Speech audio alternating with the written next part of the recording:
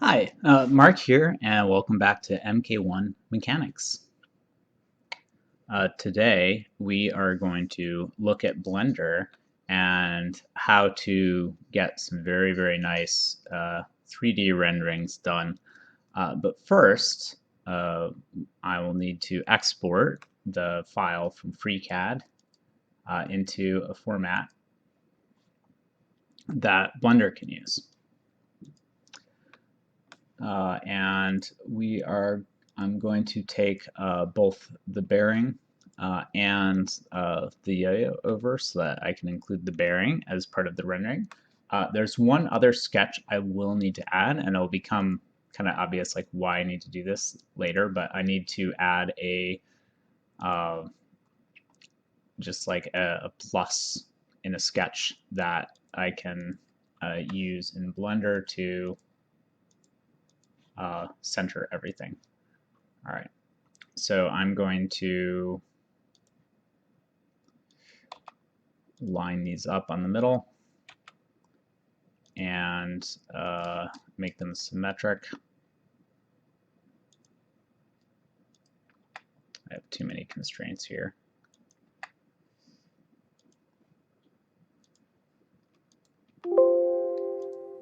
Oops. Click, click, click.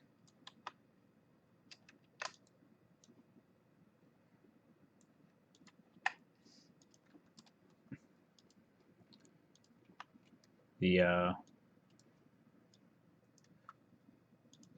horizontal and vertical constraints were conflicting with things. Here we go. And vertical. All right. So now I'm just going to give this a miscellaneous dimension of 4 millimeters. It's not super important where that is. It just needs to be centered in everything here. So now we have that. I'm going to rename that to center. Now I can turn all these back on. And what I want to do when I export is control click and select each of these sketches. So we're taking the center mark, the bearing, the aluminum body, and the steel ring, and going to File Export or Control E, and going to export it as a flattened SVG. SVG is a vector graphics format that Blender can import. So let's go ahead and save and close this, and then do File, Import in Blender. I'm using whatever the latest version of Blender is, and go to File, Import, SVG, Scalable Vector Graphics. So I am using a scene in Blender that I borrowed from one of the examples on the Blender homepage that had some cars rendered in it. It's the easiest way to get started. I don't actually know how to set up such a nice looking like lighting and rendering situation on my own. Maybe someday I will learn that, but that is not a today sort of thing. So the SVG you can see has been imported into this collection called Mk1 Midship Organic SVG. And it's very small in this scene. I'm moving things around. And these two parts of the center mark are imported as separate things. So I'm going to select those both, go to Object, and there should be a join. Here we go, or Control J. So this is the center. I'm going to rename that. This is the bearing. This is the aluminum. And this is the steel. So what I want to do is move everything so that this crosshair is centered at the world origin. And before I do that, I'm going to select these other things, and I'm holding down Shift. I'm dragging them into the center so that they are all parented to this object, and that is useful because now they will move around as a group if I'm moving that center. I could try to eyeball it and get it to line up in the middle, but there's a better way to do that.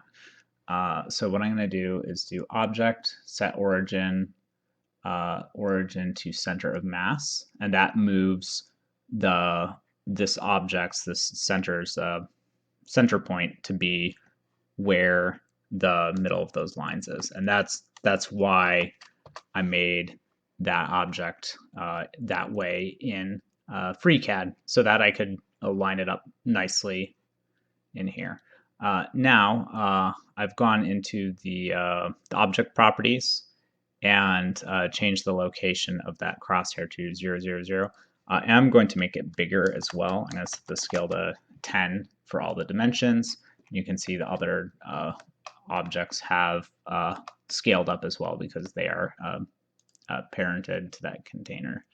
All right, I'm going to turn off the light. Here we go. All right, so there we go. Here are the sketches. The other thing the other thing I want to do is,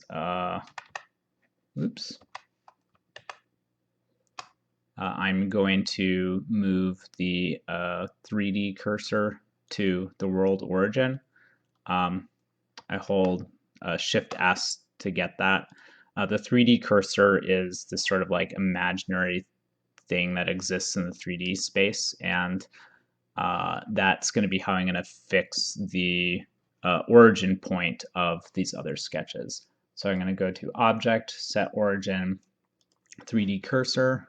All right, click on the bearing, Object, Set Origin, 3D Cursor, and then the steel, Object, Origin, 3D Cursor. There we go. All right, so now all those are set up so that they are centered correctly in Blender, and I can start doing the magical part of this. I'm going to do the bearing first. So I've gone into the modifier properties and screw and choosing X, and it'll pick the correct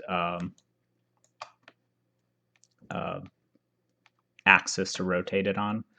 And I'm going to set this to 32 steps in the viewport and 64 in the render. That should give it enough roundness. There we go.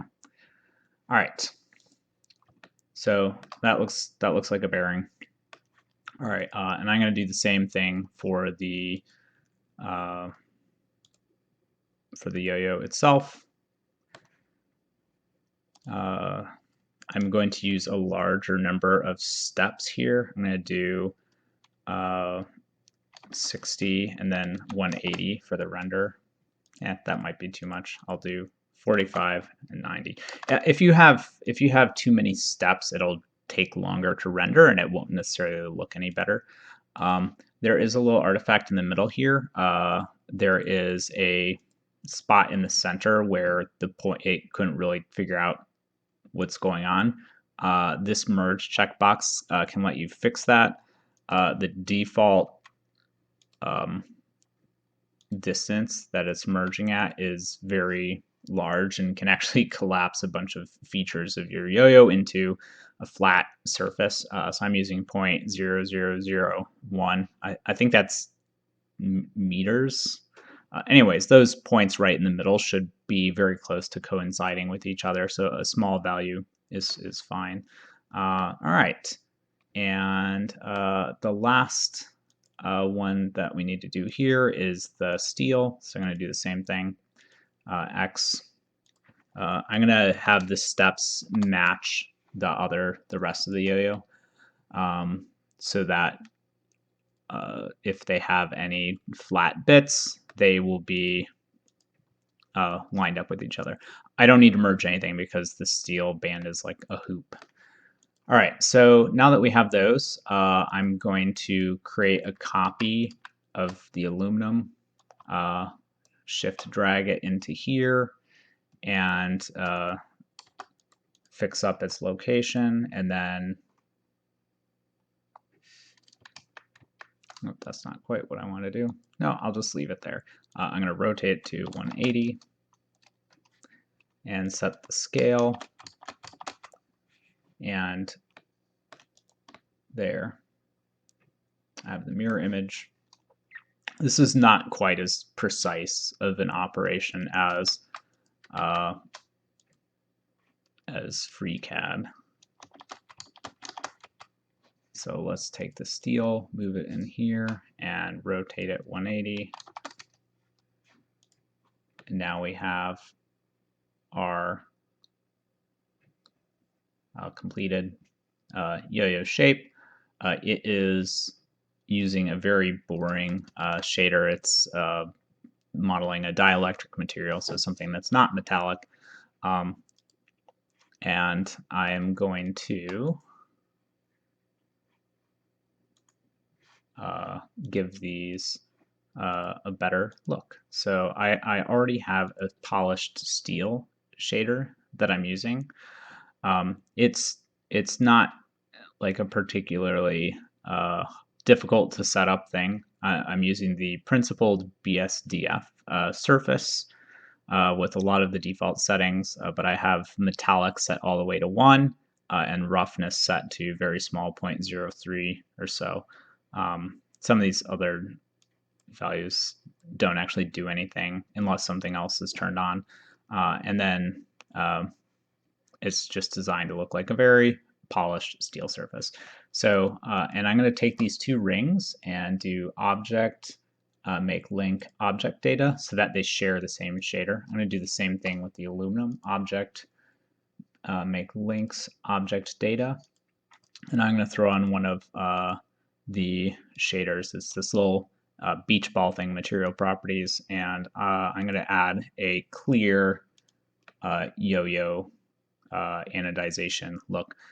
And oh, I gotta set this to bearing steel for the, there we go. All right. So I'm going to turn on the floor object again.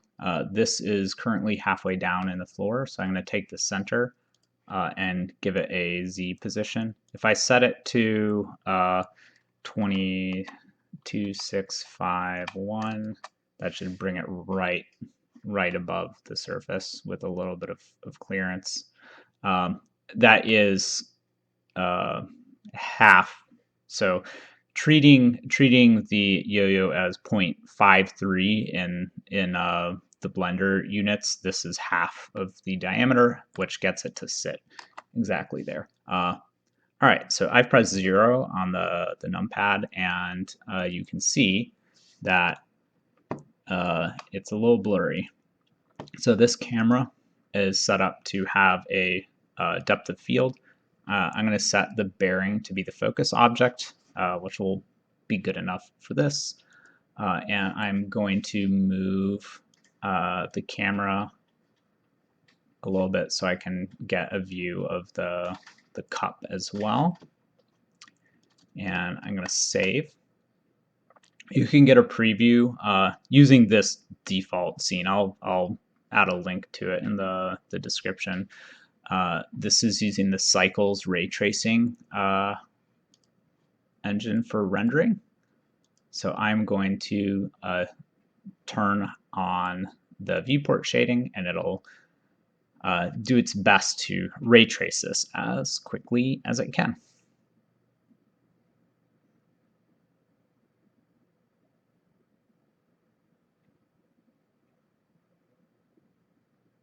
And there we go. It takes a while for all the noise to go away, but this gives us a more accurate preview than the real-time render here. I am going to change this from clear to like a different color that's more interesting.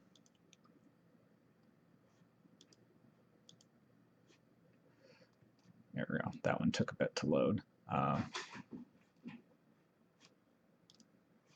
I have some leftover stuff set up in the shader that I'm going to remove.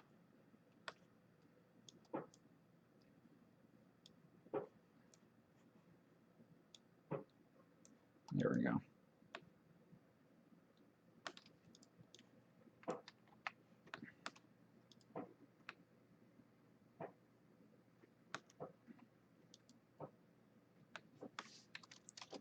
That was a section of the shader set up for rendering engravings, but I don't need that for this. So this is a shader meant to kind of model the apricot fade that the contact originally came in. I'll show a little bit more of that later, but I'm going to go ahead and hit F12. All right, we can see the rendering is almost complete. It's been about 3 minutes so far. It's time consuming, but extremely worth it. All right, looks like it's done. I'm going to image, save as, and save this as apricot steel.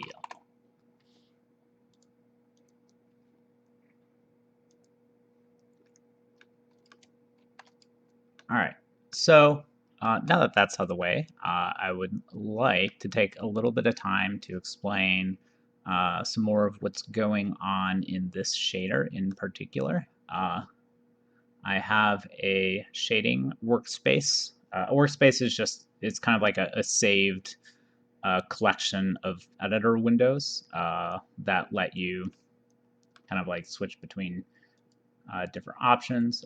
Layout, compositing, I don't really use that. Modeling, barely touch that, and shading. So layout and shading are the important ones for me. So back to the aluminum shader. Let me show you the simpler one first. Let me switch this to red. So this is also using a metallic shader. So it's the same principled BSDF shader with metallic turned up all the way to 1. You can see like the way the light reflects off of it is different depending on how far that slider is. And I have roughness turned up quite a bit, 0.421. This sheen tint, those are not linked to anything right now, so they don't do anything. And there's this other interesting part. I've added a bump map driven off of a Musgrave texture. This lets me add little teeny tiny like bumps that give it a little bit more detail versus just having the roughness on there, which looks interesting but kind of smooth. So I have that bump map generating a normal and feeding the normal into this BSDF shader, where it's then output as the material's surface. So how do I do the fades? Let me open up another fade.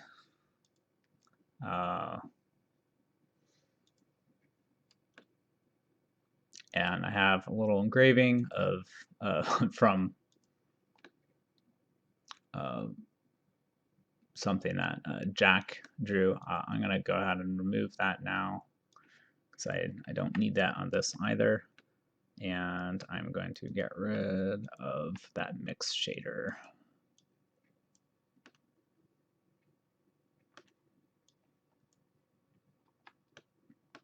Okay. So the difference between this fade and one of the other, the single color shader, is that I have a color ramp that is outputting its color into the base color of the primary shader.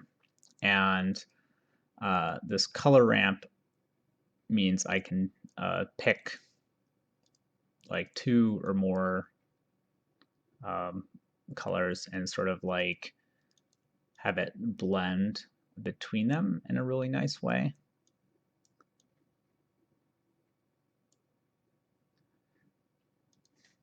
.01, there we go.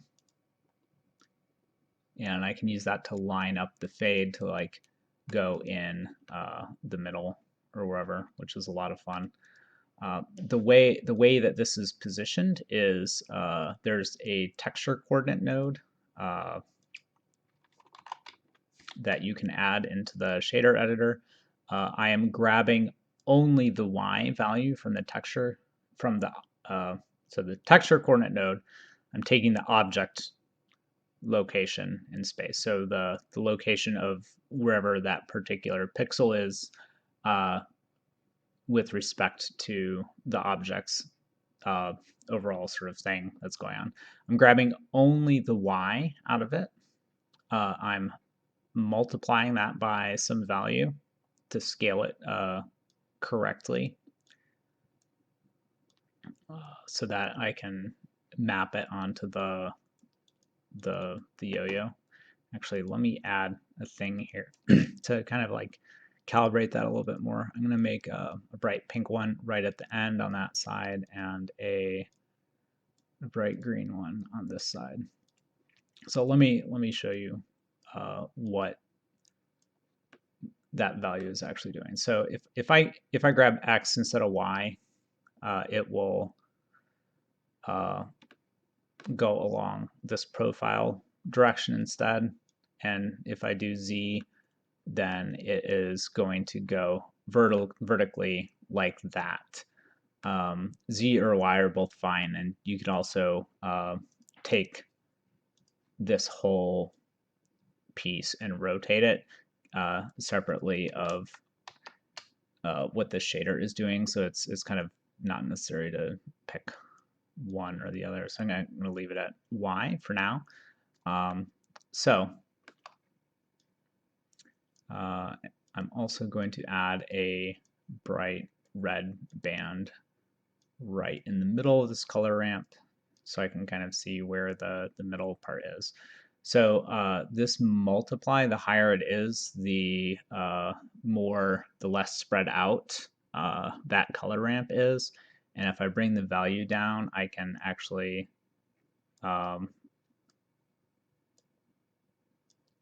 isolate or figure out exactly like where the part is where the very edges of the color ramp are at the edges of the yo-yo. And then this kind of controls the center point. 0.5 has been working for me. I'm just going to set this to an even 20. And now I'm going to remove all the really weird colors that I've added to this. I'm gonna pick like a purple on one side and a magenta on the other. Here we go.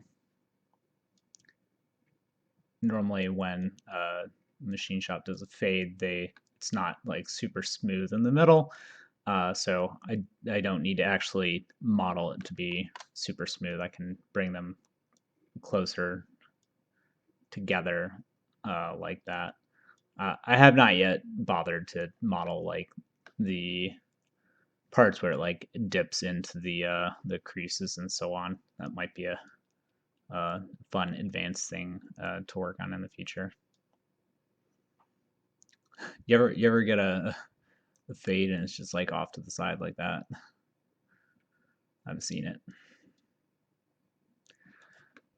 All right, so there's our fade.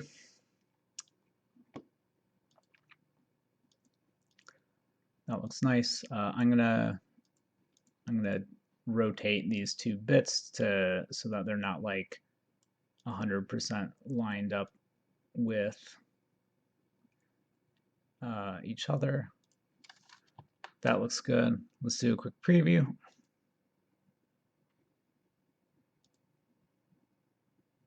That's nice. So let me show you one of the cool things that you can do with Blender now that we have a collection here. I'll just duplicate the whole collection and move the duplicate over here. And I'm going to also rotate it 90 degrees. And I need to, now that it's rotated, I need to adjust this so it would instead be 20 to 1, just a little bit off the top. All right, and I can give this one a different shader from this one. I can even give it like a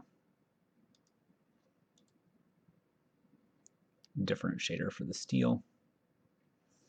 That doesn't look great. I'm going to change that back. And I'm going to duplicate steel polish to make it steel black. Here we go. And this is just going to be the dark version of it. That looks cool. All right, or maybe it doesn't. I don't know. This is where I end up playing with colorways a lot, is in Blender, as it looks much nicer in here than in FreeCAD or in a spreadsheet, which is where I also do a lot of stuff. So I'm going to hit 0. That's what the camera sees. I'm going to move the camera a little bit.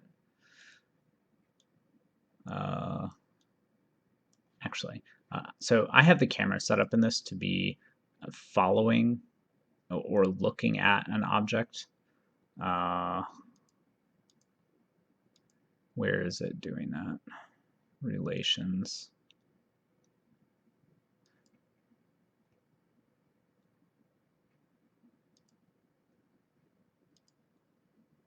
Oh, here we go. It's in object constraint properties. It's tracking to this empty object. An empty is an object that does not render in the final rendering, but exists in the world. So I can move that empty object, and the camera will track it like this, up and down, left and right, and so on. So now I have the empty like in the middle of that like apricot yo-yo, and I'm going to try to adjust the camera position to kind of capture all this stuff at once. All right, let's turn on the preview. That looks nice. It's a lot slower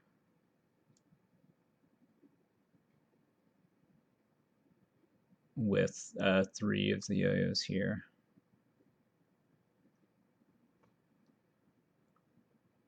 That's good. Okay. All right. I'm going to go ahead and render this, and then we'll check back in when it's done. So F12 to begin.